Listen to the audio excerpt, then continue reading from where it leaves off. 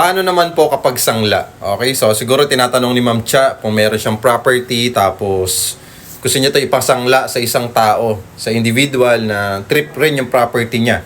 So kung ipapasangla po ninyo yung property po ninyo, much better po na meron po tayong kasulatan talaga. Okay, mas maganda seek kayo ng advice sa isang legal, okay, sa professional lawyer, okay? So much better po na lumapit po tayo sa mga offices nila para ma-sure po natin na maging legal po yung pagsangla po ninyo ng property sa ibang tao. Pero kung isasangla nyo po yung property, meron naman po si bank or si Pag-ibig or yung ibang mga private lending companies na I think tumatanggap sila ng mga ganyan, yung mga isasangla mo yung property mo sa kanila provided na meron kang clean title. Kasi hindi mo naman masasangla yung property mo kung wala kang clean title. So kumbaga, sasangla mo yan, yung titulo niyan, and then bibigyan ka nila ng pera, no? And then, syempre, merong merong interest. Pero kung sa tao, okay, much better na meron ka talagang kasulatan dyan at meron talagang lawyer na involved para at least maiwasan natin na ma-scam, maloko, etc. Okay? So, follow po, Ma'am Cha. Maraming salamat po sa pag-comment.